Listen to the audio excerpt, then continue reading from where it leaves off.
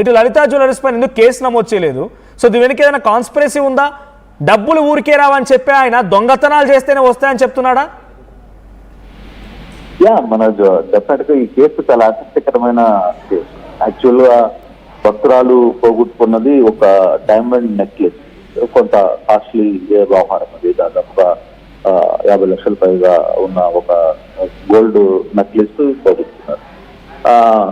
చోరీ చేసింది ఒక విశాఖపట్నం నుంచి చెందిన ఒక మహిళ. ఆ అమ్మాయిని ట్రేస్ చేశారు. ట్రేస్ చేసిన తర్వాత పోలీసుల ఎంక్వైరీలో ఓకే ఈ అమ్మాయి ఎక్కడ జరిగింది ఏంటి అనే వ్యవహారంలో అక్కడ కూడా ఎవరైతే బాధితురాలు ఉన్నారో బాధితురాలు నేరుగా ఆ దొంగతనం చోరీ చేసిన మహిళతో మాట్లాడే సమయంలో ఆమె బయటపడింది. ఇట్లా నేను లలితా జ్యువెలరీస్ లో అమ్మేశాను అని. సరే, అది ఎక్కడ అమ్మారు అంటే రాజమండ్రి లలితా జ్యువెలరీస్ లో అమ్మారు. తీరా అక్కడికి వెళ్ళిన తర్వాత పోలీసులు ఎంక్వైరీ చేసిన తర్వాత అసలు వాస్తవం ఏంటంటే దొంగకే బెరిగి కొట్టించారు లలితా జ్యువెలరీస్.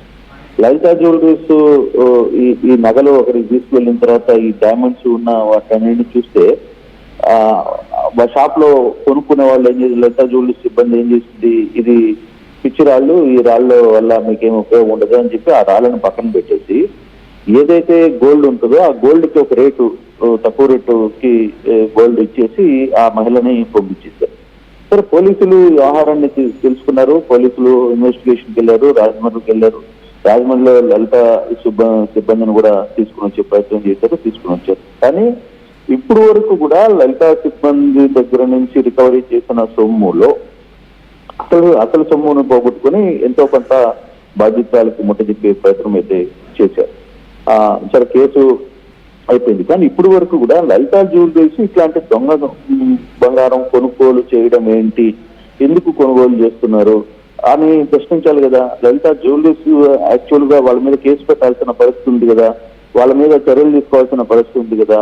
అసలు ఈ లలితా జ్యువెలరీస్ లో ఇట్లా దొంగతనం చేసిన చాలా వరకు వస్తువులను కూడా వాళ్ళు కొంటుంటే అది ఎలా అనుమతిస్తున్నారు? ఒక దొంగతనం చేసి తీసుకుని వచ్చిన వస్తువుని వీళ్ళు ఎలా కొంటారు?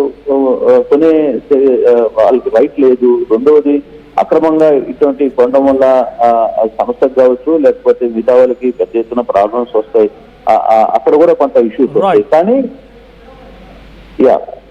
కృష్ణమోహన్, అంటే పోలీసులు కేసు నమోదు చేయకపోవడం గల కారణం ఏంటంటే పొలిటికల్ ఇన్ఫ్లుయెన్స్ ఏదైనా ఉందా? కిరణ్ ఇన్ఫ్లుయెన్స్ కారణంగానే ఇప్పుడు అక్కడ పోలీసులు కేసు నమోదు చేయకుండా వదిలిపెట్టారా? డైమండ్ నెక్లెస్ వన్ టౌన్ పోలీసులు చెప్పే కథనం ఇది సర్వసాధారణంగా జరుగుతుంటాయి సార్. గోల్డ్ బయట పోయిన తర్వాత వీళ్ళు ఎక్కడో దగ్గర అమ్ముతారు, అమ్ముకునేటప్పుడు కొన్ని షాపుల్లో అమ్ముకుంటారు, కొంత దగ్గర అమ్ముతారు. అది సర్వసాధారణం అని చెప్పి మాట్లాడతారు. కాకపోతే ఇంత పెద్ద షాపు లలితా జ్యువెలరీస్ లాంటి పెద్ద షాపు, కిరణ్ లాంటి పెద్ద వ్యక్తులు రోజు టీవీలలో పెద్ద ఎత్తున వాళ్ళ యాడ్స్ కావచ్చు, వాళ్ళ ఆహారాలు కావచ్చు, వాళ్ళు పెద్ద ఎత్తున నడుపుతుంటారు. అటువంటి వ్యక్తి ఇటువంటి చిల్లర పనులు చేస్తూ సమాజానికి ఏం చెప్పబోతున్నారు అనేది అర్థం కావట్లేదు. రెండోది, పోలీసులు ఈ వ్యవహారం మీద ఎందుకు సీరియస్ గా తీసుకోలేకపోయారంటే ఒత్తిడి ఉంది వాళ్ళ మీద. కిరణ్ ఒత్తిడి, లేకపోతే వాళ్ళకి అంటే ఈ థెఫ్ట్ కేసుల్లో పోలీసుల వ్యవహార శైలి కూడా చాలా వివాదాలు. వాళ్ళు ఎంత బంగారం పోతే అంత బంగారం దొరికిన తర్వాత తెచ్చిచ్చే ప్రయత్నాలు చేయరు. వాళ్ళు దీంట్లో ఉన్న గోల్డ్ని ఇంకో దగ్గర ఉన్న గోల్డ్ని ఇంకో దగ్గరికి అట్లా ఇవన్నీ అంటే వాళ్ళు చెప్పే రీజన్ అంటే పోలీసులు చెప్పే రీజన్ ఏమనిపిస్తుంది అంటే బేసిక్ గా ఒక వస్తువు దొంగతనం చేసిన తర్వాత అన్ని ఒక్కసారిగా వాళ్ళ దగ్గర ఉండవు. వాళ్ళు వెంటనే అమ్ముకుంటూ వెళ్ళిపోతారు. ఒక్కొక్క దగ్గర వసూలు చేస్తారు, అమ్మేస్తారు, ఆ డబ్బుని క్యాష్ చేసుకునే ప్రయత్నం చేస్తారు.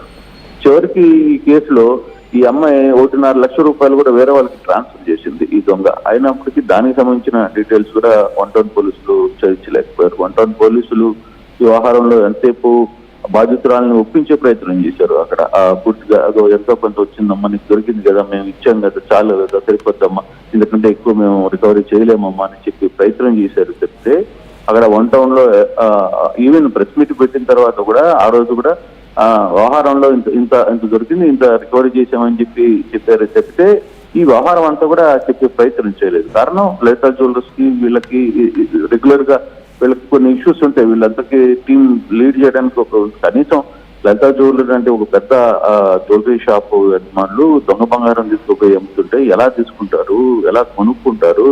ఆ కొనుక్కున్న తర్వాత దాని మీద కనీసం కంప్లైంట్ కేసు నమోదు చేయాల్సిన పరిస్థితి ఉంది, వాళ్ళని విచారణ తీసుకోవాల్సిన పరిస్థితి ఉంది, ఎలా జరిగిందనేది తెలుసుకోవాల్సిన పరిస్థితి ఉంది.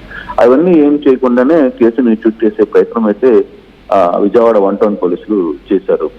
Right, thank you Krishnamohan, thank you for the update. So మొత్తంగా డబ్బు ఊరికే రాదు అని సొల్లు కర్వూర్లు చెప్పి ప్యూరిటీ ఫర్ షూరిటీ అని పక్క షాపులు తిరిగి వచ్చి చెక్ చేయండి అని చెప్పేటువంటి ఈ కిరణ్, మా ప్రతినిధి ప్రకాష్ అంటున్నట్టుగా కిరణ్ అంటే ఎవరికి తెలియదు, లలితా జ్యువెలర్స్ గుండు బాస్ అని పిలుస్తారు ఆయన్ని. ఈ గుండు బాస్ యొక్క నిర్వాహకం బట్టబయలైంది. డైమండ్ నెక్లెస్ని విశాఖ ఉన్నటువంటి ఒక భక్తురాలు విజయవాడ కనకదుర్గ ఆలయంలో తను భక్తురాలుగా దర్శనానికి వెళ్తున్న క్రమంలో వెనకాలే వచ్చిన ఒక దొంగ మహిళ ఆ భక్తురాలు మెడలో నుంచి డైమండ్ నెక్లెస్ దొంగలించి రాజమండ్రి లలితా జ్యువెలర్స్లో అమ్మేసిందంట. పోలీసులు కేసు నమోదు చేసుకున్నారు. మొదట ఆ మహిళ ఇచ్చిన ఫిర్యాదు మేరకి, బాధితులు ఇచ్చిన ఫిర్యాదు మేరకి అసలు విషయం ఆ దొంగను దొరకబెట్టిన తర్వాత బయటపడింది. లలితా జ్యువెలర్స్ దొంగల దగ్గర డబ్బులు, దొంగల దగ్గర బంగారం తీసుకొని దొంగలకే కుచ్చుతో పెట్టిరంట. ఇదంతా ఫేక్ బంగారం, ఇదంతా ఒరిజినల్ కాదని చెప్పి వాళ్ళకి కుచ్చుతో పెట్టి ఎంతో కొంత వాళ్ళకి అప్పచెప్పి ఆ బంగారాన్ని తీసుకొని మళ్ళీ షాప్లో పెట్టేసి కలర్ రద్ది మళ్ళీ పబ్లిక్ అమ్మేస్తారు, అయిపోయింది. డబ్బులు ఊరికే రావు. బహుశా లలితా జ్యువెలర్స్లో అందరికంటే తక్కువ ధరకు ఉంటుందంటే ఇదేమేమో. ఇందుకే దొంగల దగ్గర పట్టుకొచ్చిన డబ్బుని బంగారం తీసుకొచ్చి తక్కువ ధరకు అమ్ముతాడేమో. వాట్ చెక్ చేసుకోండి, పక్క షాపు తిరగండి, ఇవన్నీ సొల్లు కబుర్లు చెప్పేటువంటి గుండు బాస్ ఇకనైనా ఈ వ్యవహారంలో ఎటువంటి రియాక్షన్ ఇస్తారో చూడాలి. సో మీరు ఈ లలితా జ్యువెలర్స్లో బంగారాన్ని కొనుగోలు చేసేటప్పుడు 1కి 100 సార్లు ఆలోచించండి. 1కి 100 సార్లు ఆలోచించండి. ఈ మాదిరిగా డైరెక్ట్గా కేసు కూడా నమోదు చేయలేదు పోలీసులు లలితా జ్యువెలర్స్ పైన కేసు కూడా నమోదు చేయలేదు. పోలీసులు పైపై ఏం చెప్తున్నారంటే ఇదంతా వెరీ కామన్ అంటున్నారంట. ఏంటిది, బక్కల వేములవాడలో లేకపోతే ఇంకో దగ్గర యాదాద్రిలో, కనకదుర్గ ఆలయంలో, సింహాచలంలో, తిరుపతిలో, కాణిపాకంలో ఇక్కడ జరిగేటువంటి దొంగతనాల బంగారం మొత్తం తీసుకొచ్చి లలితా జ్యువెలర్లు కొని లలితా జ్యువెలర్ మళ్ళీ కస్టమర్కి అమ్మితే వెరీ కామన్ కనబడుతోంది ఇది. సో దీనిపై లలితా జ్యువెలర్స్ ఎలా రియాక్ట్ అవుతారో చూడాలి. At the same time police నిర్వాహకాన్ని మనం ఇక్కడ క్వశ్చన్ చేయాల్సిందే. సో అసలు గుట్టుని రట్టు చేసింది ఆ టీవీ పోలీసులతో పాటుగా అటు విజయవాడ రాజమండ్రి బంగారం షాప్ అడిగినా కూడా వాళ్ళు ఏం సమాధానం చెప్పడం లేదు. ఆ లలితా జ్యువెలర్స్ వాళ్ళు ఏం సమాధానం చెప్పట్లేదు. సో 1కి 10 సార్లు ఆలోచించండి. సో ఊరికేనే రాదు డబ్బులు, ప్యూరిటీ అని చెప్పేటువంటి ఈ సొల్లు మాటలు నమ్మి, ఈ ఫేక్ మాటలు నమ్మి అనవసరంగా మోసపోకండి.